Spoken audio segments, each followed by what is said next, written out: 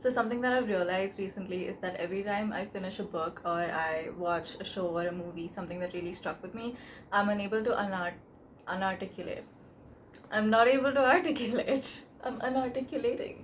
I'm unable to articulate why I really liked it or why it resonated with me, and I think that that's something very common. I think that it's important to talk about why something stuck with you, why a piece of art made the impact that it did, because so much of what we consume today is in short form, like reels and shorts and all of that. Engaging with a piece of art like a book or a film is something so refreshing. It wakes you up, it challenges you, it forces you to focus your attention on something for a long period of time. It forces you to kind of look beneath the surface of the thing and identify or make your own meanings. And that's something that's so different from most of what we engage with, which is short form. And on a personal level, it really helps you to like know yourself a little better if you're able to articulate these things, because what you like or what you don't like speaks a lot about you. Also, socially, it helps you to be able to have conversations, participate in maybe engaging discussions with your friends or with peers about like why a piece of art made you feel a certain way. And intellectually, of course, the more that you're able to articulate your thoughts better, the more that you're able to write or speak better, the more you want to do that, which is a good way of also reducing the time that we spend doom scrolling. But it also makes you want to do the thing more. It becomes a part of your identity, and it makes you want to be the person that wants to stimulate your mind and, you know, satisfy your curiosity more. Right, so how can you actually do this? The best way that I've found to date is writing. This doesn't need to have any sort of structure, so a lot of people journal, and journaling is great. Again, that's a very internal form of writing, of course, and it's great for your mental health, of course. But along with that, the next time that you read something that sparked your curiosity or a film that really moved you, I would suggest just pick up a pen and write about it, and write by hand. This is a great way of doing this for two reasons. Firstly, because you actually start reflecting about the film, about the book, whatever. Because when you were engaging with it, everything moves really fast. Like you recognize while you're watching the film whether you like it or not, but before you formulated a thought in your brain about why you don't like it or why you like it, the film has moved on to the next scene. Similarly with books, we are encouraged to speed read and meet these goals of like how many books do you read in a week, in a month, in a year. And as opposed to this level of speed, writing is a way of kind of slowing down, and you actually connect with yourself and acknowledge and recognize your own thoughts, your own opinions. So that's why it's great. But the second reason is that when you write about something that clicked with you, didn't click with you, it's great because you feel a sense of discomfort. You at some point will feel discomforted, and this could be because either you do not like or do not agree with the content of the art that you have engaged with, or because you feel uncomfortable because you haven't understood it or you haven't understood a part of it. And so I'm going to read out a couple of quotes regarding this feeling of discomfort when it comes to art. The first one is by Cesar A. Cruz, if I'm pronouncing that correctly. He was a Mexican poet and I think philosopher. So he said that art should comfort the disturbed and disturb the comfortable. This is a very familiar quote. And then Jeanette Winterson in her book, I'm looking at my laptop by the way because you can't see it. Jeanette Winterson in her book called Art Objects, she said, "When was the last time you looked at anything solely and concentratedly and for its own sake? We find that we are not very good at looking. Art has deep and difficult eyes, and for many, the gaze is too insistent. Better to pretend that art is dumb, or at least it has nothing to say that makes sense to us. If art, all art, is concerned with truth, then a society in denial will not find much use for it. We avoid painful encounters with art by trivializing it or by familiarizing it." And these quotes are just to say that, like, we are not very good at looking. Like Jeanette Winterson said, the gaze of art is too strong for us and too insistent for us. When you don't understand something, it's very easy to say, this was unnecessarily complicated or complex. Like, as if you aren't, or as if all human beings aren't. And we just want ease and access and quick solutions all the time, but art doesn't provide that easily. And so when you're discomforted, when you find yourself at that point, it's great because you can sort of inspect and tease, because you can sort of inspect that question or that challenge that you've come up with. You can sort of tease out and reflect, and through that process and through writing, get to know yourself a little better. The second way that you can articulate your thoughts. It's crazy that we're at a time when content like this needs to be made, but I myself struggle with this. But anyway, so the second way is through conversations and discussions. And I say this with a sense of like hesitation, because just like our attention spans have decreased, so has our ability to have like healthy conversations and discussions. And we're always like in fight mode, we always want to be agreed with, but it's not that easy.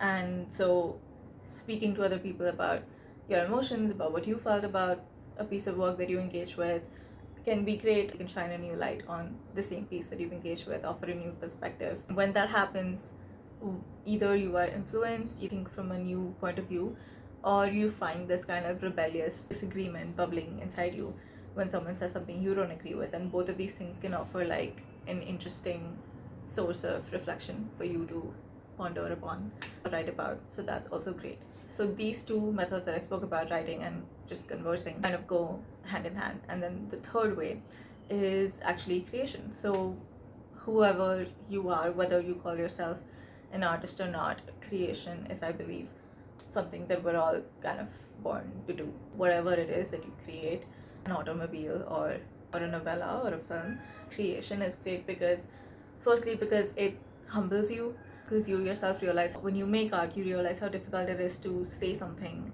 in an original way, in a way that hasn't been done before, in a way that's different from others, in a way that resonates with what you felt when you felt the events that you're trying to depict in your art. And so that kind of humbles you, and it gives you a little grace and humility to like appreciate other people's art as well and not be so quick to like pass judgment. Realizing how hard it is to say something that's complex, that's meaningful, that like meant so much to you, and then you realize when you've made that piece of art, whether like it was just writing a short story or making a film, you realize how trite and trivial it ends up looking, because in comparison to what you felt and the heavy emotions you felt when you experienced that thing. That's very interesting. And of course, like, this keeps getting better with practice, but I think that level of humility and grace is something we all need, especially because, okay, I'm going on a bit of a tangent here, but like when you're on Instagram, right? I was on Instagram for like a long time, and then I deleted it for like a year or something, and then now because of work I've gone back on it. And it's crazy to me that in this 1 year, or maybe it had been going on for longer, but it's crazy to me that everyone is so desensitized, everyone is so distant from the reality of what's happening, whether it's politics or culture or art or anything really. The way that everyone engages with something like Instagram, and I mean people in the comments and people, the way they talk to each other online is it's very strange. I don't know, it's just strange. I guess what I'm trying to say is like it's become very easy for all of us to just go to battle with each other all the time and like bash each other, and even if it's just through comments online, it's become very easy to be desensitized, and it's become very easy to just keep yourself at a distance from your emotions whenever anything gets real in any capacity whatsoever. The second reason why it's great to create, and whatever it is you're creating, that could mean you're dancing, you're painting, you're writing, you're filmmaking, whatever. What is the second reason? Yeah, it closes the loop and you kind of come full circle, because you went through the thing that you're making art about, you experienced it, then you came back to it, you revisited those difficult emotions or joyous emotions or whatever, and you expressed it. And that's kind of like closing the loop. It could also open up an entirely new loop altogether, which inspires you for other ideas to make art. Yeah, I would say that even if you're someone who's watching this video who thinks of themselves as passive or not an artist, or like, oh, sometimes I write or whatever it is, I would just encourage you to create anyway, even if you don't formally identify as an artist. Because, and this leads me to my third reason why it's great to create, which is that if you're working a 9 to 5 and you're in the corporate world and like laboring away, I think to survive in a 9 to 5, especially if like it's offline and you physically go to your workplace, I think we have to sort of, one of our coping mechanisms is to like pretend that we're contributing meaning, value, etc. And like, hear me out. Of course you are in some capacity, or in a big capacity, but it's not just that you're doing it for someone else. It's just that I feel like in a capitalist society, there's no way to really be artistic or creative or contribute or just create anything at all in an individualistic or in a manner that speaks or in a manner that feels universal, because it's ultimately all for profit. It's for someone else. It's for the purpose of someone else way higher up, making more profit, making more money. What I'm trying to say is that there may be those bursts of feeling or those moments of when you're working, you may feel like, oh my god, I did this, I made this spreadsheet, or like whatever your version of that is.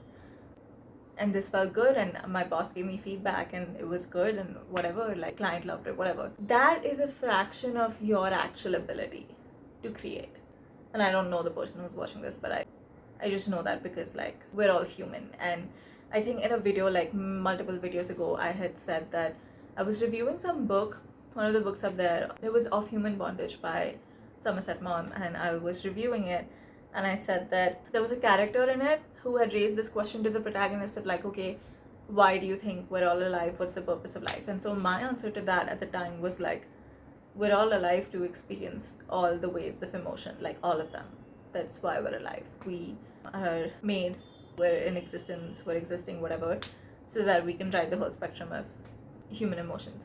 And I think now my answer would be that plus creation. And I don't mean more of us, I mean something, anything, art. I'm just saying that like, don't let your 9 to 5 define you or fool you into thinking that that's the only kind of value that can come out of you, because there's so much more than that. That's just the tip of the iceberg, and that's for someone else anyway, and like that's not you, that's not all you're capable of. And like I said earlier in this video, that it's very fulfilling for your creative self, your passionate self, to be able to make something and call it yours and give it your unique stamp.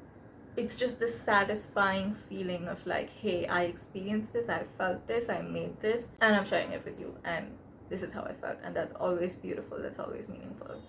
So yeah, go ahead, do that. Anyway, that brings us to the end of this video. Thank you so much for watching. If you stuck around till here, you may as well go watch my other videos, I guess, if you want to. Otherwise, have a good day wherever you are, and yeah, thanks for watching. I'll see you in the next one, hopefully. Bye.